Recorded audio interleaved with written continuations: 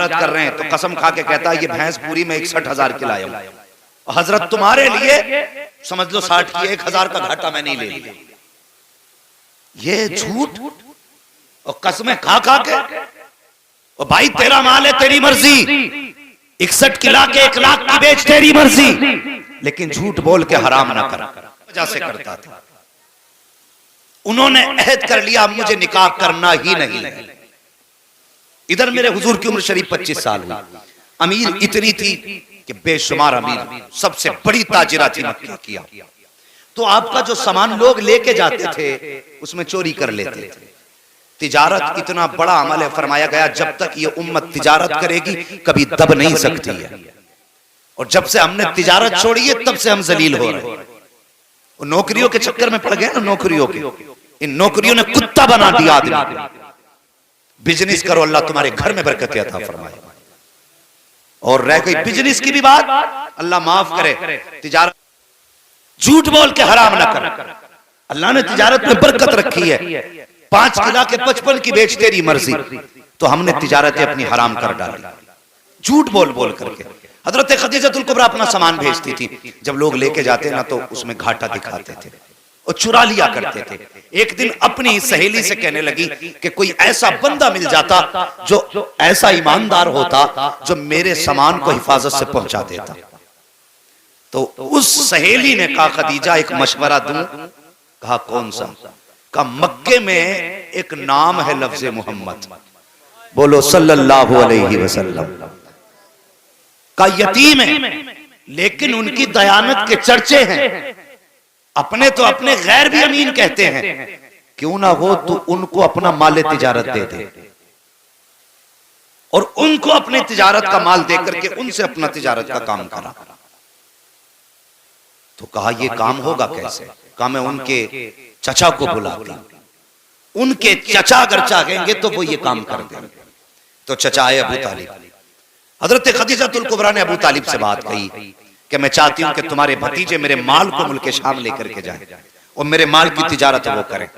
तो चचा का जवाब जानते हो? चचा कहने लगे मेरा भतीजा बड़ा खुददार है, लालच में कोई काम नहीं करेगा। का फिर का एक तरीका है, जब मैं कहूंगा कि एक बेवा है जिसका कोई वारिस नहीं, उसके माल की हिफाजत करनी है, अलबत्ता तरस खा के वो तुम्हारे माल की हिफाजत जरूर कर डालेगा। क्या कहा कि लालची नहीं, और लालच का नाम सुनोगे तो होगा ही नहीं। कब मैं बताऊंगा कि बेवा है उसका कोई आसरा नहीं, लोग माल चुरा लेते हैं। कहा ठीक है जैसे तुम्हारी मर्जी। अबू तालिब आया आके हुजूर से बात की। मेरे हुजूर ने फरमाया मैं खुद बात करना चाहता हूं। अब हुजूर की शान सुनो और जवानों हुजूर से प्यार करो। गाने सुनना भूल जाओगे कसम से जिस दिन हुजूर को समझ गए। हाँ लीडे तो होंगी कानों में, लेकिन गाने नहीं होंगे, मुस्तफा की नात के तराने गूंजा करेंगे। अकेले लेटा करोगे, तकरीरें सुना करोगे। अल्लाह अकबर। हुजूर ने कहा चचा मैं खुद मिलना चाहता हूँ। जनाब अबू तालिब ने खदीजा से कहा मेरा भतीजा कल मिलने आएगा। अल्लाह अकबर। लेकिन याद रखना वो पर्दे की हालत में मिलेगा, बेपर्दा सामने मत आ जाना। उस वक्त खदीजतुल कुबरा के अपने तकवे का आलम यह था, जिस दौर में लोग नंगे होकर काबे में तवाफ करते थे, कपड़े उतार कर मर्द औरत तवाफ किया करते थे, उस दौर में खदीजतुल कुबरा की पारसाई का आलम ये था, किसी ने खदीजतुल कुबरा का चेहरा नहीं देखा था। ये खदीजतुल कुबरा की पारसाई थी, किसी ने नंगे सर खदीजतुल कुबरा को नहीं देखा था।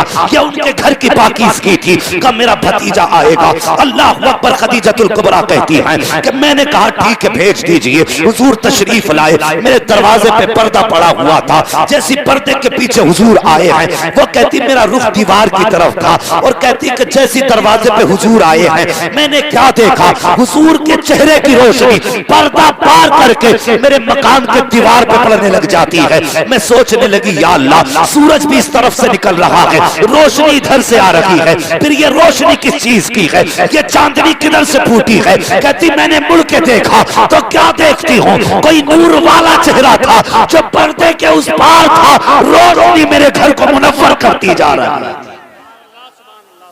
ये मेरे हुजूर का हुस्न था। फरमाती पर्दे के अंदर से बात हुई। हुजूर ने कहा ठीक है मैं आपका माल ले जाने के लिए तैयार हूं। वक्त हो गया, सारी चीजें मुकर्रर हो गई। थके तो नहीं हो भाई? अभी कम से कम सर ही हिला दो, आप पढ़े लिखे नहीं है तो थके तो नहीं है। अल्लाह सलामत रखे। जिन्होंने हाथ उठाए वो समझ गए अब सवाल इल्म का आ गया, अब काबिलियत को चैलेंज है। खैर कोई बात नहीं, जब बात बोलने कही जाए करे तो बोल दिया करे। थके तो नहीं अभी, अल्लाह सलामत रखे। सुन बेटे, तुम्हारी नस्लें आबाद हों और जवानियां आए और सेहरे पहनो, बाप की आंखें भी ठंडी हो, माँ की आंखें भी ठंडी हो। ये छोटी नेमत नहीं, बहुत बड़ी नेमत है। वरना हमने तो लोगों के शादी से 2 दिन पहले भी जनाजे उठते देखे।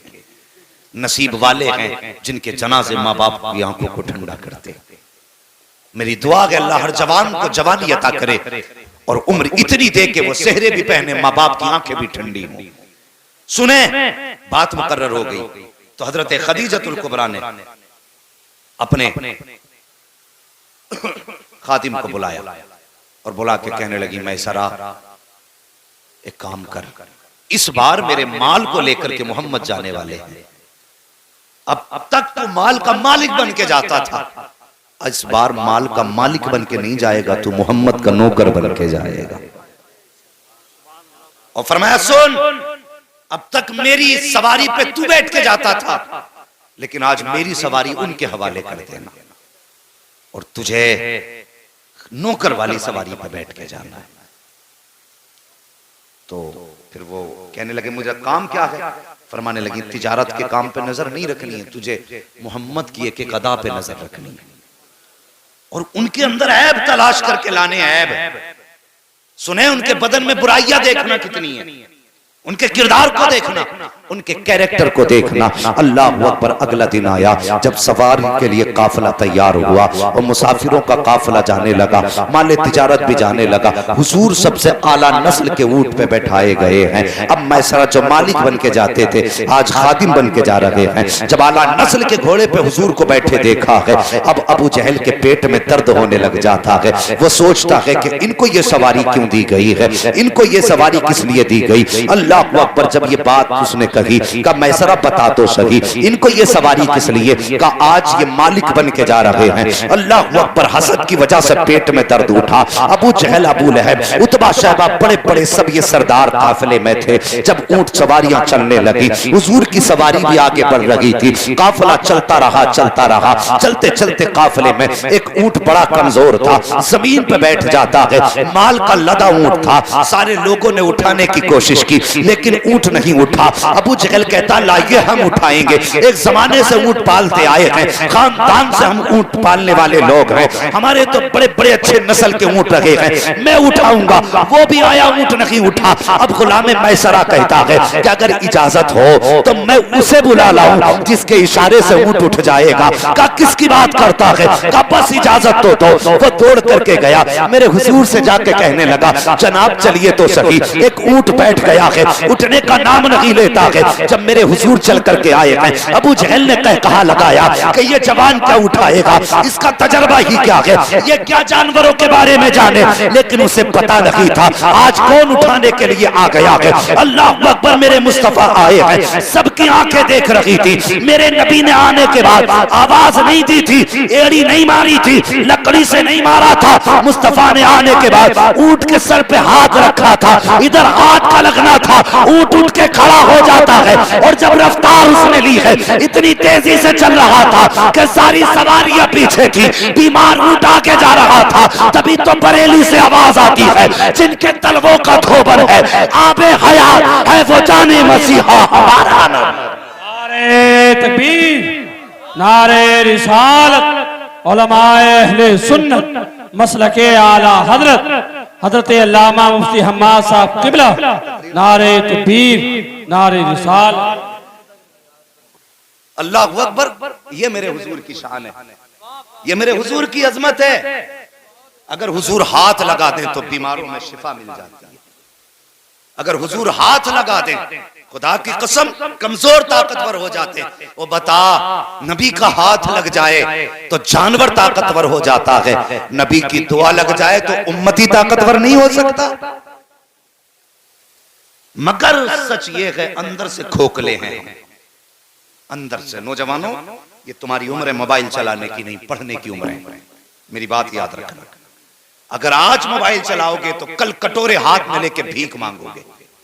ये मैं जिम्मेदारी के साथ कह के जा रहा हूं, क्योंकि आने वाला दौर वो भी नहीं है तुम मजदूरियां कर लो।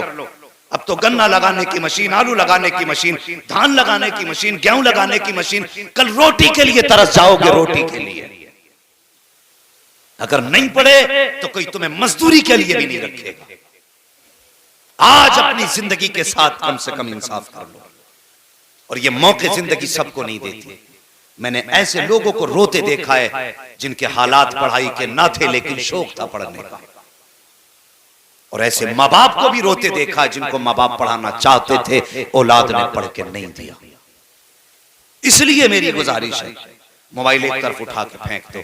कल जब काबिल होगे तो मोबाइल की औकात क्या है, कंप्यूटर तुम्हारी ठोकरों में पड़े नजर आएगा। इसलिए पढ़ो और अपनी जिंदगी को मोबाइल के बटनों में बर्बाद ना करो। अल्लाह अकबर। पूरा सफर तय हुआ बड़ी तेजी के साथ, पूरा सफर तय हो गया, काफिला आ भी गया, चला भी गया। और जानते हो जब हुजूर गए ना बाजार में, तो मैसरा ने ना, लोग जो पूछते थे ना क्या रेट है, तो वो कम करके बताते थे। लोग फिर भी देखते थे, चले जाते थे। लेकिन इस बार दुकान हुजूर ने खोली, हुजूर ने दुकान खोली। कोई आके पूछता रेट, हुजूर अपनी मर्जी से कीमत बताते। तो जो साथ वाले थे कहते चला लोगे दुकान, मगर खुदा की कसम दुकान चलाने वाला अमीना का लाल था। जो आता था खाली जाता ही नहीं था, कहता था यार कीमत कुछ भी है, बातें बड़ी प्यारी लग रही है। सौदा लेके ही जाता था, सबसे पहले माल बेचा और हर बार से ज्यादा दोगुना मुनाफा अल्लाह ने अता फरमाया। जब आए दुगना मुनाफा लेकर के, हजरत खदीजतुल कुबरा छत पे अपनी सहेली के साथ खुद फरमाती हैं, मैं इंतजार में थी काफिला आने वाला, मैंने उधर देखा जिधर से काफिला आ रहा था। फरमाती काफिले में किसी की सूरत साफ नजर नहीं आ रही थी, लेकिन मेरे महबूब की सूरत किलोमीटर नहीं मीलों के फासले से चांद से ज्यादा रोशन नजर आ रही थी। ये कुत्ते क्या जाने जो मेरे हुजूर के बारे में भौंकते, ये जानते ही क्या मेरे हुजूर के बारे में। जुल्फ देखी है कि नजरों ने घटा देखी है, लुट गया जिसने मोहम्मद की अदा देखी। इन्हें क्या पता मेरे आका की शान क्या है, ये तो भौंकते हैं। और मैं जानता हूं जिसने हुजूर के खिलाफ भौंका, ना वो जबान सलामत रही है, ना वो जिस्म सलामत रहा है। हाँ, मेरे हुजूर की शान देखो। खदीजतुल कुबरा कहती चांद किस तरह चेहरा नजर आ रहा। फरमाती दौड़ करके जो थे ना वो मैसर अंदर आए, कहने लगे खदीजतुल कुबरा इस बार दोगुना मुनाफा हुआ। फरमाने लगी मुनाफा अलग रख, मुझे मोहम्मद के बारे में बता, मुझे मोहम्मद के बारे में बता।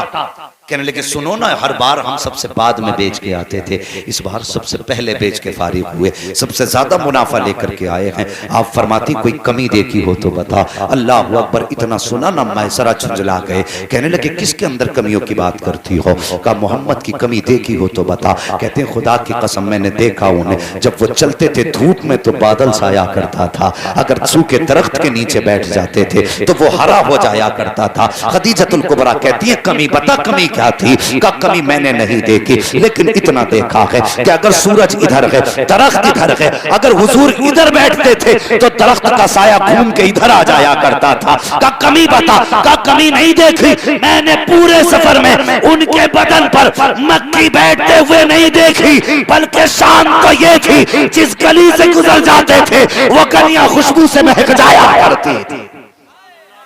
का कमी नहीं देखी। नारे रिसालत, उलमाए अहले सुन्नत, मसलके आला हजरत, नारे तकबीर, नारे रिसालत।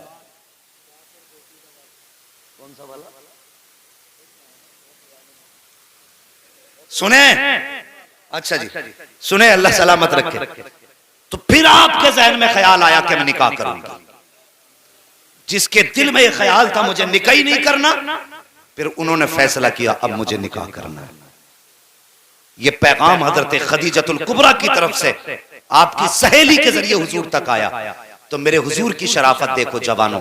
आज तुम कह देते हो अब्बा कौन होते हैं रिश्ता करने वाले, रिश्ता तो हम करेंगे।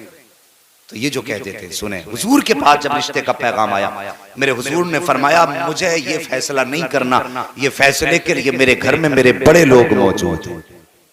का जो चचा कहेंगे वो होगा। हुजूर के चचा की मर्जी से रिश्ता हुआ, फिर निकाह हुआ। 25 साल मेरे हुजूर ने हजरत खदीजतुल कुबरा के साथ गुजारे, 25 साल। और 25 साल में एक दिन भी मेरे हुजूर से हजरत खदीजा को रत्ती भर शिकायत नहीं हुई।